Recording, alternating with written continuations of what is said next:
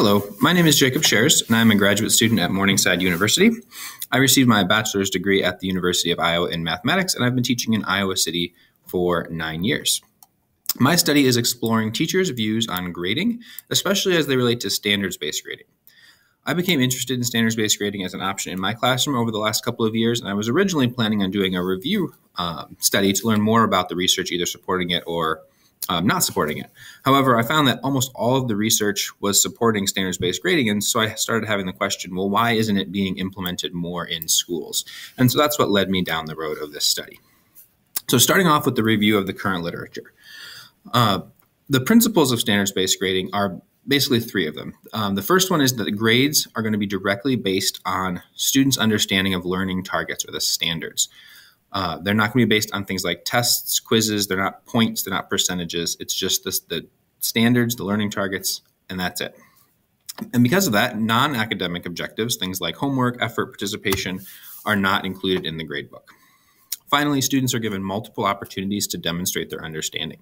Even if they don't show understanding on the first assessment or the second assessment, they might have learned it later on, and then they can assess again and show that they have learned that. Those principles are derived from the two studies shown there, and the principles of that multiple opportunities to demonstrate understanding is coming from primarily Vygotsky's ideas, showing that students will learn at different rates and need to be in that zone of proximal development. The research on standards-based grading and achievement pretty much shows that it doesn't have a whole lot of effect either positively or negatively.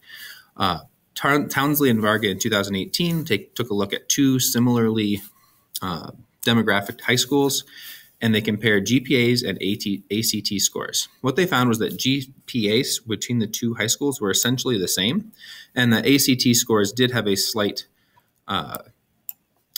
significant lower ACT score at this school with standards-based grading. In this case, the authors hypothesized that students in traditional classes or traditionally graded classes were more used to that type of high-stakes testing, where they only got one chance to show what they knew. In 2013, Rosales took a look at the effect of standards-based grading on end-of-course assessment scores. So classes were split up between standards-based grading and traditional grading, and they were given the same end-of-course assessment at the end. And what she found was that between the traditional and the standards-based courses, there was really no difference at all between the end-of-course scores. Finally, in 2015, Polio and Hochbein looked at the relationship between standards-based grades and standardized test scores. And what they found was that standards-based grades were actually a better predictor of standardized test scores than traditional grades were. The second big area of research on standards-based grading is the impact on student metacognition. So this kind of connects into Carol Dweck's idea of mindset. And one of the biggest studies here was conducted by Buckmiller and his colleagues at Drake University. And so this was done in a graduate level education class. And what they found from interviewing students was that in the standards-based grading class, students knew what was expected of them and had greater sense of ownership over their grades. Rather than just trying to get to a certain percentage in the class, they were asked to show mastery of several different standards, and they were able to see which ones they needed to work on and which ones they had already mastered. So the problem here is, why is standards-based grading so rare in high schools? It already is very, very common in elementary schools, and it's even gaining some popularity in post-secondary education. And it's particularly puzzling because in standards-based grading, there are a lot of benefits. The grades particularly are going to be a lot more meaningful for all people involved. For students, it shows a lot more communication to what they know and what they need to improve on. And the same thing for parents and even teachers in the future. It increases ownership of the students' grades. Both Buckmiller and Rosales noted that that was a major benefit of standards-based grading, was that students felt that ownership, that their grade actually represented what they knew. And finally, it helps to increase that student metacognition. So when students can see which things they need to keep working on, that helps them to think more about what they know and to improve themselves. Now, the pushback on standards-based grading has kind of come from a few different areas. The first one is going to be from parents. And so there's a study by Franklin and colleagues in 2016 that looked at parent complaints or parent concerns about standards-based grading. One of the biggest ones was that standards-based grades look a lot different than traditional grades. And this is something that other research has found too. It's a confusing transition to make, going from seeing things like test scores and quiz scores to seeing just these standards with proficient, not proficient, exceeds expectations, things like that. There's also a big concern over college entrance. Parents are concerned that colleges might look at these grades and think that they are less than the traditional grades. And finally, we've got an idea or concern about motivation. Some parents express the feeling that when students reach a proficient mark, there's a lot less motivation to continue pushing to get that exceeds expectations. For students, a lot of the concerns were really around inconsistency and confusion in the way the process was implemented. What they saw was that teachers often implemented standards-based grading in different ways, and students were confused by teachers that either didn't offer the reassessments or had restrictions on when you could take it or what you had to do first. And all of that kind of stems back to this idea that teachers weren't necessarily buying in or weren't implementing it properly. There was also a few concerns about preparation for college. Ideas like, in college, are you going to get a chance to retake a test, or is the homework still going to not count in college? And those are legitimate concerns. But what they have found is that in college especially, a lot of the homework that is not intended as an assessment of understanding isn't really graded anyway. So the purpose of this study is to explore how those beliefs held by teachers specifically affect the grading processes that are ultimately implemented. And that comes from this idea that in the studies that show where students are having problems with standards-based grading, it's often the teacher's implementation that is really the problem. And there were 3 research questions that guided this study. What are teachers' views on grading as they relate to the principles of standards-based grading? What are teachers' practices and how are they influenced by their beliefs? And how are their views on standards-based grading and what is causing them to resist that change? So this study was a qualitative study conducted as a semi-structured interview. 5 teachers were identified via a survey. The point of that survey was to identify a range of views on standards-based grading. Initially, 7 teachers were approached and 5 agreed to participate in the survey. As you can see here, we've got the demographics of the staff at this school. There are 156 certified staff. They range in age from 22 to 73. You can see the breakdown there between females and males and the demographic breakdowns. The interview itself was divided into 3 sections. The first section was teacher beliefs. Basically, what should a grade represent? What should be included in the grade? The second section was teacher practices. Teachers were asked to describe their own practices and what they did in their classroom. And finally, they were asked about their opinions on standards-based grading. For the data analysis section, the coding process started off using in vivo coding, and the goal of that was to keep participant language intact and keep their meaning intact. Grading is a very deeply held personal process, and so in order to keep that language, that individual meaning, keeping that coding in their own words was really important. Once I had a few of those interviews done, I went ahead and consolidated those codes that had similar meanings. This is the part where, because the teachers had different words for different things, I had to consolidate those and use that to come up with patterns. I identified themes relating to the research questions, and then a final round of coding was used or was conducted to recode those original 3 interviews along with the rest of the 5. Here I have an example of some of the codes that were used in the different themes and sub-themes. The findings in this study: in the beliefs section, all participants expressed beliefs that grades should primarily represent student understanding. That is something that is in line with standards-based grading. There were a few that expressed an idea that improvement should be included in that as well, not simply where they were at the end, but improving as counting for something in the grade itself.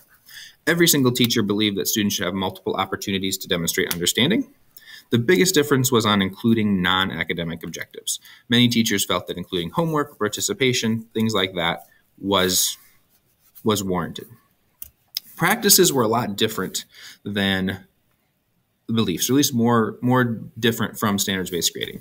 The biggest disagreement with standards-based grading was that counting non-academic factors. Even teachers that expressed beliefs that their grades should represent understanding alone still included things like homework or effort or participation in their grade.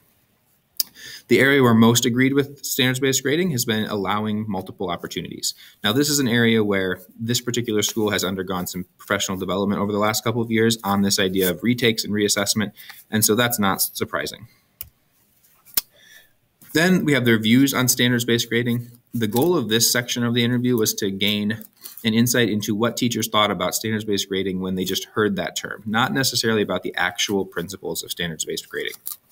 So most of the positive views landed on this idea of focusing on the big ideas. Teachers liked the fact that it focused the students on those big ideas, that it focused their instruction and their assessment on those big ideas.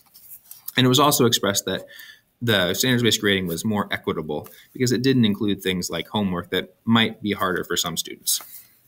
The negative views on standards-based grading included that it was wishy-washy. It's not as mathematically formula-based in the grade, and that it sometimes gives room for students to lack motivation. If there's not points assigned for homework assignments, are students still going to do them? The discussion here, the first thing that really came out was that teachers' views on standards-based grading, or their beliefs about grading principles, match standards-based grading much more than earlier studies seem to suggest. As you can see in this, this diagram here, almost all the teachers agreed with the majority of the principles of standards-based grading. There were a few here and there, especially with those teachers that didn't necessarily agree with standards-based grading as a whole, that didn't agree with all of the principles, but more often than not, teachers' beliefs did match the principles of standards-based grading. And as you can see here, the inclusion of non-academic factors is the most common one that teachers didn't agree with. Now, their practices are where teachers differ a lot. Not only do teachers differ more from standards-based grading in their practices than in their beliefs, they actually differ fairly significantly from their own stated beliefs. As you can see, especially among teachers that had hesitations or disagreed with standards-based grading, their belief that things like grades should be based on learning targets just didn't exist in actual practice.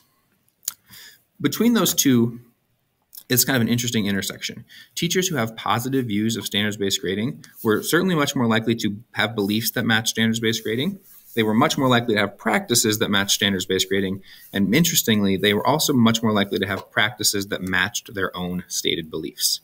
And one hypothesis could be that teachers that have done self-reflection to reconcile their beliefs with their practices may have been more likely to find standards-based grading and agreed with that. Some implications here for teachers and administrators is professional development. One of the big things should be focus on helping teachers match their practices to their beliefs. Rather than prescribing practices, focus on how you can help the teachers turn what they actually believe into practices that match those beliefs. Their beliefs already match standards-based grading, and if you can get teachers to actually realize those beliefs in a meaningful way, you're going to be a long way towards standards-based grading. The second thing is that now is probably a good time to start that push for standards-based grading again. Teachers are more ready than they have been in the past to hear this message and consider it as an option for making what they believe a reality.